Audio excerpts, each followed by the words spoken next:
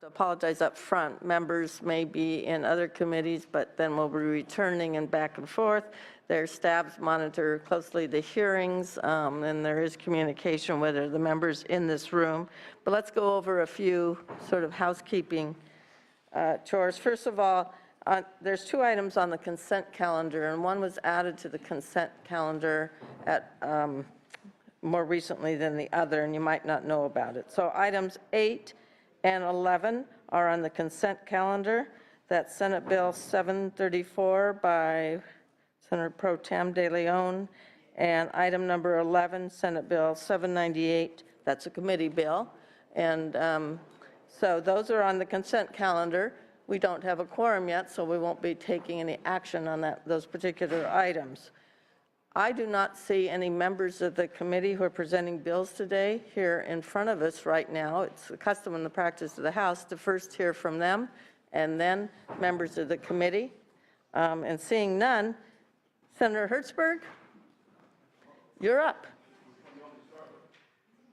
Well, we're going to start with number 2. We usually go in file order. And then, Senator Hertzberg, this might take a little longer than the other bill.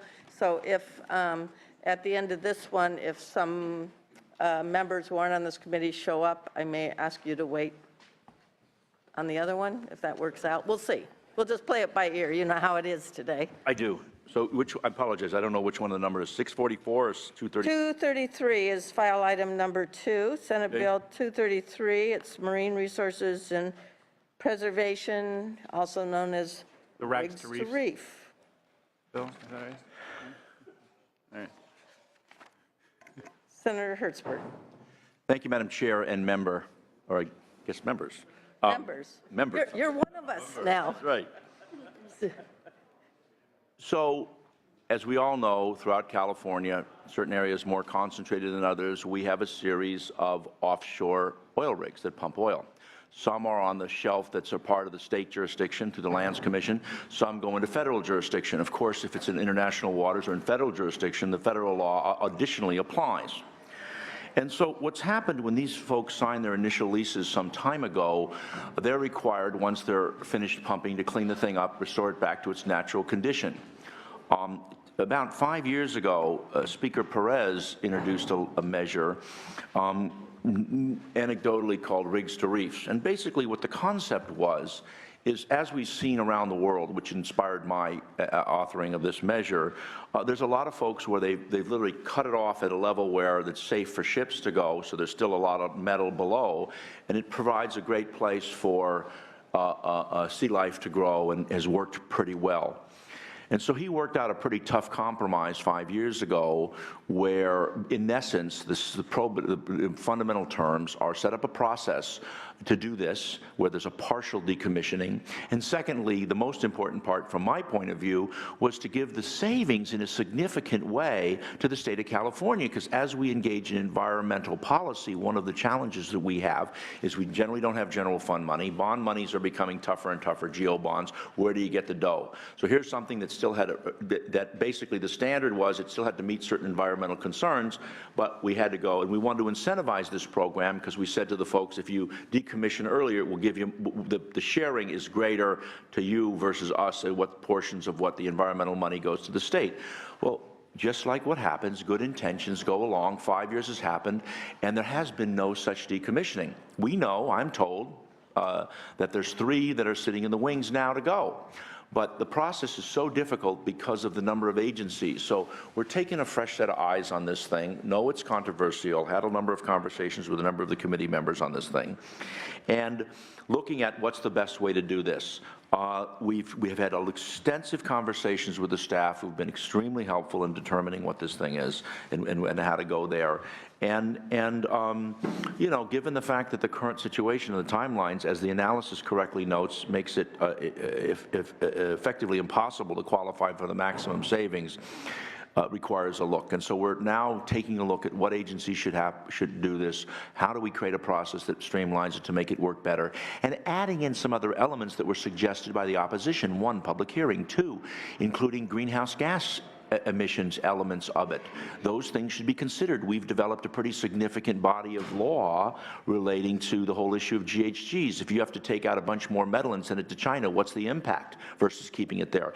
At the end of the day, the analysis is still what is the environmental consequence, but it really is trying to develop this in a better way. You know, and I'm always, I'll just share this, Madam Chair, you know, I'm always suspect of someone who's been around a while to see people keep coming back and coming back to continue to change the law. And I was very cautious in that regard. But I think at the end of the day, what we're doing here is thoughtful, and there's still some open issues as to agencies and the like, which we've got to negotiate and with the administration to figure out what they're going to do and what this looks like. So, and as for your I vote, I got very broad here to testify on behalf of the measure. Madam Chair. Rod, before you testify, I think because of the members coming in and out, I'd like to establish a quorum so that we can conduct business of the House. We even have extra members, so let's go ahead and call the roll. Senators Pavley, Here. Stone, Allen, Hertzberg, Hueso, Jackson, Monning, Vidak, Volk. All right, we do have a quorum. Mr. Broad. Okay. Madam Chair and members, Barry Broad on behalf of the Sport Fishing Conservancy and United Anglers, who are the sponsors of this legislation. I know most of you probably connect me up with representing organized labor, but I have represented these two groups since 1995. They were sort of, and I've been working on this issue for them for this past 20 years. So it's been a long, I mean, I had a full head of hair when this thing started. Let me explain what this bill is. It's intended to be a cleanup type of legislation to address implementation issues. It's not the sort of bill, it's the sort of bill that's going to go to the governor when the governor has signaled he's prepared to sign it, when the administration is comfortable with it, and when the committee chairs of the relevant policy committees are comfortable with it. This is not an ideological type of bill. Here's the situation. 5 years have gone by. A lot of whether these oil platforms are decommissioned or not has to do with the price of oil. The higher the price of oil, the less likely this is going to happen. Nonetheless, I think we all share the desire to have offshore oil drilling end off the California coast, and if there's a way to do it earlier, to incentivize earlier retirement, we should try to accomplish that. We have been informed in conversations with the department and the administration that the administrative process of the current law is unworkable for them, that jobs are assigned to different agencies of government that don't feel like they're the best qualified to do it. And the opposition has, from their point of view, suggested that the State Lands Commission might be the more centralized entity to do a lot of this work. We don't disagree. They may very well be the best. However, the administration, its agencies are meeting now. The Coastal Commission, Department of Fish and Wildlife, the State Lands Commission, the Resources Agency, they're meeting to try to figure out how to make this a workable process. And ultimately, as the bill moves along, we're going to take that input, and it may shift somewhat. But the important thing is, basically, we were informed, right now, if an oil company made an application to decommission an oil platform and try to go through this rigs to reef analysis, that there's like nobody to receive the application. There's nobody to do the work. We also, as the bill needs to move along, we need to deal with a very significant issue, maybe one of the most significant issues, which is how to front-load the funding of this so that there are state employees and scientists and so on in place so that when an application comes, there's somebody to do the work, so that it takes years to do this, not decades. In terms of the issue of greenhouse gas, some of the opponents have made a valid point, which is that The separate CEQA analysis, and let me just say, there's nothing in this bill, nor do we have any intention of shortcutting any of the many forms of environmental analysis. There's none of that is happening or is intended to happen. So the full-blown CEQA analysis is going to happen, and there's going to be a federal analysis. There's going to be multiple agencies looking at this, and none of their jurisdiction is foreclosed or shortened or weakened or anything. On the issue of greenhouse gas, there's sort of two analyses that occur here. One, there's a CEQA analysis that's going to look at the broader environmental questions. And one of those questions clearly is that these are some of the largest steel structures on the planet. And removing them completely, each one, and there's, I think, 23 of them, will take about 3 years to remove. They would be, the smelting of the metal probably wouldn't be done in the United States. It would have to be hauled across the Pacific Ocean, probably to Asia, to be smelted. So this is a big, big job. In the deeper waters, we're talking, as I understand it, about $200 million per platform in today's dollars. So when we're talking about the savings that could ultimately occur, much of it would flow into a sovereign wealth fund that's created by the legislation that would grow over the decades and years. We're talking about a very large amount of money that would be dedicated to and funding environmental programs and services and research and everything else. So that analysis is going to take that into effect. But we also felt at the time, and still believe there's a separate analysis here about whether removing the platform or leaving it partially in place is a net environmental benefit to the marine ecosystem that's sort of around the platform. Obviously, we're not trying to put our finger on the scale, because if you just weighed greenhouse gas, I know, if you just weighed greenhouse gases, I'll wrap up in a second. I'm getting the hook, I understand. If you just, that's really dangerous. Anyway, the question is whether we should be weighing whether a project of this magnitude affects the actual ocean environment by contributing to warming the temperature of the ocean. How much weight that is given, I think, is a matter for scientists who are figuring this out to determine in the state agencies that are doing the analysis, but we think that it should be given some consideration. So we're totally willing to work with the opponents. Obviously, we took amendments, committee amendments completely here. We're willing to keep working on it. We want this bill to be a consensus bill if possible. So with that, we would urge an aye vote. Thank you.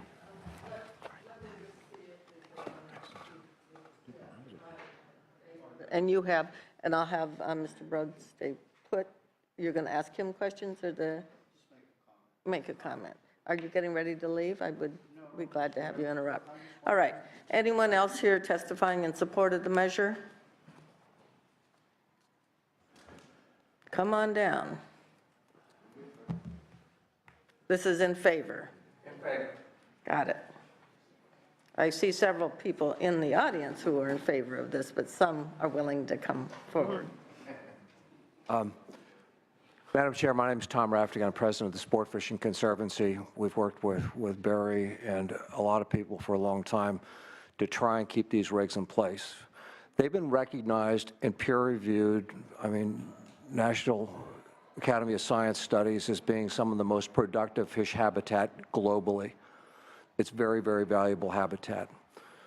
We passed legislation in 2010 that basically said you can reef them or remove them.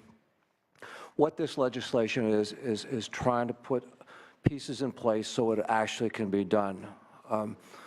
Business hates uncertainty. And right now, the permitting process, because of the convoluted nature, is going to take a long, long time to get through. What this is trying to do is work with all the parties around and simply streamline the process. This is not to take away any of the environmental considerations. But if we can streamline the process, business can look at it. I mean, the question will come down whether they pull them out or leave them in place. With the uncertainty, there's a very good chance that they would simply pull them because of the fact that it's easier, instead of saving a small amount of money over a long period of time, it's easier just to pull them. So what we're trying to do is ensure that there's a reasonable process in place so that business can go, okay, fine, let's take an honest look at reefing them. All right, thank you for your presentation. Anyone else wishing to just add on with a Me Too? That would be name and affiliation. That would be in support of this measure. Let's see, someone is getting up, but not for that purpose. All right. Opposition to the bill? Two primary opponents, if you would come forward. There's two places up here, 2 to 3 minutes each. And there will be questions by members, so just because you're relatively brief in your comments, I want you to just focus on what are the primary issues. Then I'm sure members will have some questions to follow up. Thank you and good morning. Chair Pavley, members of the committee. My name is Linda Kropp. I'm the Chief Counsel of the Environmental Defense Center, headquartered in Santa Barbara County, the site of most of the platforms that we're talking about here, speaking on behalf of EDC and the other groups that signed on to our April 21st letter. Since 1996, we have monitored every bill on this issue, including AB 2503, which was passed in 2010. And although many of our organizations did not support AB 2503, at the end of the day, we appreciated the fact that the bill included several layers of review to ensure a scientific, objective analysis of the comparative impacts and benefits of removing oil platforms or leaving them partially in place. We appreciate the amendments which reinstate the roles of these various agencies and designate the State Lands Commission as the lead agency under CEQA. We nevertheless continue to oppose the bill. Our first observation is that this is a solution looking for a problem. The bill is not necessary, it's premature. In fact, the bill delays the onset of the program by 6 years, so we're not sure why the rush to amend a bill that hasn't even been tried and tested. We recommend taking some time to objectively look at these issues, have a conversation, and figure out what would be best for the state. Another reason we oppose the bill in its current form is that it reveals a significant misunderstanding of the primary focus of AB 2503, focusing on the marine environment by including air quality and greenhouse gas emissions in section 6613, which is just supposed to be looking at how these projects affect the marine environment. And are we better off in terms of the marine environment if the platforms are removed or partially left in place? And the focus of that section is to look at the protection and productivity of fish and marine life. The air quality and greenhouse gas emissions are an important issue. They will be addressed in the EIR, but to conflate these two issues completely undermines the impact and effect of section 6613. Finally, the bill will reduce the funding to the state by deferring the schedule of payments. It extends and in fact increases the subsidies to companies that have made huge profits from producing from these platforms for the last, in some cases, 50, 55 years. So they can afford to handle the decommissioning. That was a commitment they made when they installed these platforms. In conclusion, we ask you to oppose Senate Bill 233. No one has demonstrated a problem with existing law, and there's absolutely no need to rush this matter or take action at this time. Right. Thank you. Thank you. Ms. Kropp? Yes. My name is Richard Charter. I've worked on issues surrounding state and federal offshore leasing in California for 40 years. I also started out with hair, and I'm with the Ocean Foundation. I have to say that we respectfully oppose this bill as currently formulated, and there are some very compelling reasons. As you've heard, the companies willingly promised to remove the rigs and restore the seabed. That was forgiven by the earlier bill. We have no compelling science that is considered objective and peer-reviewed to indicate that dumped rigs create new fish biomass. That is an open question, and that is the reason why the earlier legislation formulated a cooperative effort by various state agencies, each one having part of the scientific picture. This bill proposes to take away that system of checks and balances that we need from various state agencies. It's important to realize that when you change the life cycle costing of decision makers at oil companies about where to lease off the California coast, that the federal OCS moratorium, which we all helped maintain for 27 years, is gone. This means that if it's cheaper, if you know you can dump your rig at the end of its useful life, everything from Malibu to La Jolla to Humboldt County is in greater jeopardy of a leasing decision. That's just a simple fact. It's cheaper to do it if you don't need to take the rig away. The really egregious part of this bill, as amended, is a series of blank dates, because the selling point for the earlier legislation was to incentivize companies to remove rigs that are there now and to do it earlier, do it sooner and remove the risk. They have been a little busy and they haven't had time to take those rigs out. Now they want blank spaces in this bill to allow them to continually extend that financial incentive at the expense of the taxpayers of California. That's a sequential erosion of coastal protection in California, and we think a deal is a deal. A deal was reached 5 years ago, and it shouldn't be now retroactively amended. Thank you. All right, thank you for your comments. And just on the blank dates, that was a part of my suggestion in the committee, because we didn't know if this bill was going to pass, whether it should be extended the same amount of years again, or whether it was negotiations with the governor's office. So that, but I know you wouldn't prefer any dates and any changes. No, so I I'm not going to understand. ask you what date you would suggest. I got it. So thank you very much for your testimony. Both of you are excellent. Other people that wish to just add on with a statement? Yes, just a question. The rest are just going to add on, and you can stay put, Ms. Kropp and the other gentleman as well. Add on with name and affiliation and position of support. There's no more time for lengthy testimony. Just, you can grab microphones on either side. Anyone here in opposition to this measure? Good morning, Chair Pavley and honorable members of the committee. My name is Amy Trainer. I'm Executive Director of the West Marin Environmental Action Committee. I had submitted a letter in opposition and less amend. I do want to say that I greatly appreciate the committee staff's amendments, the author's willingness to largely accept those amendments, maintaining the breadth of agencies that have overlapping. Just name and affiliation, sorry. Okay. We would like to, we're very close to removing our opposition, but I do echo the concerns of my colleagues. And you're Thank you. representing whom? The West Marin Environmental Action Committee. Thank you very much. And if you would, if this bill should pass today, make sure your comments are reflected in our analysis. That'd be great. Olivia Regalia for Sierra Club California in opposition. Okay. Zeke, Greater Pacific Coast Federation of Fishermen's Association in opposition. Nice to see you, Zeke. Anyone else in opposition? All right. Senator Allen, this is the time to ask questions. And I should note for the record, we have with us a representative from Fish and Wildlife, as well as State Lands Commission. So members, if you have questions, Senator Hueso, just to let you know, there is a representative from Fish and Wildlife and State Lands Commission, as well as a representative from the proponents and opponents here for questioning. And you had wanted to make a statement, and then we'll go to Senator Allen.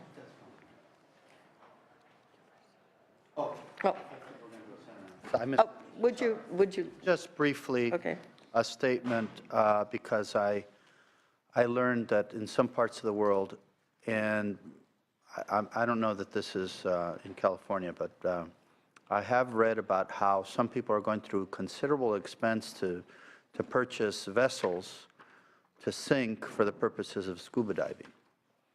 And a very, very expensive process by which they sink these boats for recreational purposes, because the sinking of the boat actually attracts, it's like a breeding ground, but it attracts fish, and it creates an ecosystem down below where there is only sand. It creates kind of a place where they can. So I don't know if that's been explored at all in this, with this bill, if that's even at all what this proposes to do No. Most of these are in pretty deep water off California's coast. They're cut to 90 feet below the surface. It's not the sort of place where recreational divers would be, and certainly the state and federal government would be within their rights to say there would be no diving there. I mean, that's, but I think it's doubtful that there would be. These are in, pretty deep water off the coast.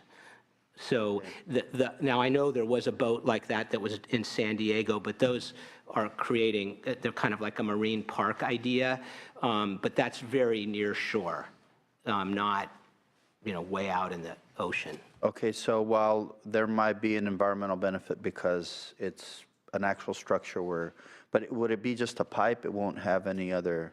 Right. It would basically, it would, what they are now is if you were to take a submarine trip, you would see that they're encrusted with life, and there's fish swimming around, and breeding there, and it's an ecosystem. I do have to disagree. There has been a number of peer-reviewed scientific studies that have shown them, since the passage of the last bill, to be among the most productive marine environments in the world, actually. And California has a lack of rocky substrate. We don't have, big tropical reefs off our coast. So basically what you're talking about is preserving this as the marine environment that's there now, and would last for approximately, as I understand it, about 600 years. And then it would, over time, disappear into the elements, kind of fall in on itself, and then eventually be gone. So it would be this thing that nobody would see anything, and it's below the navigational depth of ships.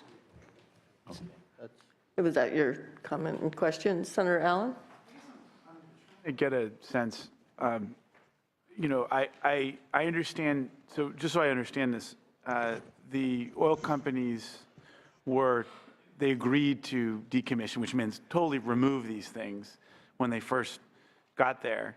And I guess the question then becomes, it almost becomes this environmental weighing test, is the cost and potential environmental impact of removing them outweigh the impact of letting these reefs remain there? And I want to get a better sense of the objection, of the sort of the environment, of your environmental weighing, I suppose, because I understand that it's a changed environment. Certainly, pre-1900, there was nothing there, and so there was no reef. But I wonder whether the presence of the reef really outweighs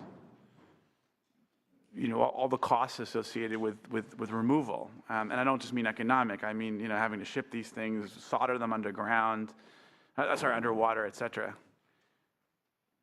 Sure, thank you for the question. First of all, there is a difference of opinion in the science community as to whether or not the platforms are creating a benefit to the ecosystem right now. There was a UC California report on this, and they pointed out the importance of looking at the habitat, the ecosystem area. In California, we actually do have natural rocky substrate around some of the platforms, and there's a concern by some scientists that platforms could actually recruit or attract fish away from more productive natural rocky reef habitat.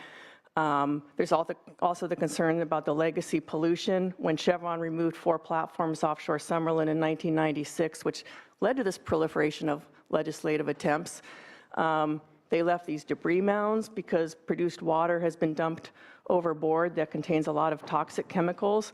They're still sitting in our ocean environment. So those are the kind of issues we would want to have examined. That's a problem, there's no question, but that's a different problem, isn't it? Well, it's part of what the impact is of if you leave these structures in place or not. The other issue is when you have to top them for navigational reasons. Some scientists are saying that that will then reduce the recruitment and the productivity of the existing structures, and so they still want to study, if you have to top them, what kind of marine life will occur there. So there's a lot of these complicated issues that have to be addressed, and that's what the current bill focuses on in Section 6613. You have to look at it platform by platform, what's happening there, what the impact might be. Are we better off with or without the platform being toppled in place? And then finally, I would just When you say point the out. current bill, you're talking about 2503, or Yeah. talking about this bill? 2503, excuse me. Okay. And then finally, I would just point out that our state has had some artificial reef guidelines for decades, and they require that artificial reefs be designed to mimic natural reefs, be made of concrete rock and quarry rubble, and look like an actual natural reef. So there's a background here. This is a change, and it's just important that that issue be fundamental to whatever decision is made. Do you see an opening for agreement here between you and the authors? That's a very good question, and I'm here on behalf of several groups, so I can't speak for them. In full disclosure, we did not support AB 2503, but it's on the books now, and we feel that other than designating the State Lands Commission as the lead agency under CEQA, that any other amendments are not necessary or actually weaken existing state law. So I guess I think so. So you some of your folks have a fundamental disagreement with keeping these reefs there under any circumstance. I think it's fair to say that all of our groups would like to see the platforms completely removed and the marine environment restored. We also recognize that there is existing state law, and so we would want to maintain the integrity of this focused scientific analysis, project by project, as to what the net benefit would be to the marine environment. So I think the two remaining issues are preserving the integrity of Section 6613 and not delaying the dates, because all that does is reduce the amount of money going to the state for good programs. And maybe I can sort of, before the close by the author, any comments, it's on the one hand and the other hand, kind of a weighing. I had the privilege of being around for the D.D. Albert bill. I think Senator Hertzberg and I, both as assembly members, were. That was very long, and that it didn't pass. And this bill is trying to extend a timeline from a prior bill that was approved by the legislature. We had worked on this bill in my committee and the author took all the amendments to strengthen up the CEQA compliance and other things, and I appreciate Ms. Kropp's, we'll have to relook at that particular section, because air and greenhouse gas emissions shouldn't trump marine ecosystems. But it gets back to the point where, and I was on the Coastal Commission, so I've had interesting perspectives on this, and generally have never supported these measures. So you have this measure before us is not going to do Assemblymember Perez's bill, right? It's talking about an extension. So we can either say that this is premature and let's let the clock run out for a couple of years. We haven't ever seen an application. Maybe it was the price of oil. I don't know. We are not aware of any real interest in this. Why are we extending it now? So then you weigh the arguments for most of the opposition is they didn't like this to begin with. So the last thing they want to do is extend it. They'd like to undo that last bill. How do you weigh those back and forth overall? I am sensitive that Senator Hannah-Beth Jackson is not here, because frankly, most of the activity, that's why Environmental Defense Center is here, it's in Ventura, Santa Barbara areas, and this is a big issue with them. Everyone, I would say in general, would like to see the structures completely gone. So is this an incentive for them to decommission earlier than later? I don't think so. Is it about saving money? Probably so, but then the money that you save goes somewhere else. So I'm just saying, I wanted to give you a historic perspective. Just to clarify, This is challenging. are these in state waters or in the federal waters? State? They're state, so they, Most of them are in federal waters. them are Only, federal. yeah, we have one platform in state waters off of Santa Barbara. There's a few down south, but most of them are in federal waters. so the feds don't, Let's have a process. okay. And how does that compare to our, what's the, we don't have jurisdiction, how do we have jurisdiction? That's an excellent question. I'm so sorry, I didn't mean to. No, that's fine. I'm just trying to, I'm thinking about this in connection with the McGuire bill too, which is looking at this interesting boundary between federal and state with regards to oil extraction, so. So federal, it's kind of, it's not very intuitive at all. Federal law says that platforms have to be removed when production ceases unless there is a state artificial reef program, a state rigs to reef program that requires the state to assume title and liability for the structure. So the platforms in federal waters can be decommissioned in place, but it becomes the state's burden to deal with these structures. But the current law has completely indemnifies the state. And the Legislative Council has questioned whether or not the indemnification would actually stick in a situation like this. Any follow-up questions, Senator Allen, on this? I apologize for interrupting. I'm trying to get this all clarified in my head. This is a very difficult, balance test. How are you striking the balance, Madam Chair? Well, I'm sort of disappointed Senator Jackson isn't here because I am sensitive. This does not undo 2503. This voting against this bill would allow that to continue on. It goes a couple of more years. Maybe the incentives aren't there as far as the fiscal reason and shifting the money saved from the platform removal to go to other purposes. But we're not revisiting the original bill. It's whether the extension on it. So as I said, I was waiting for Senator Jackson because I could argue the merits if this was in my district and I felt strongly about this.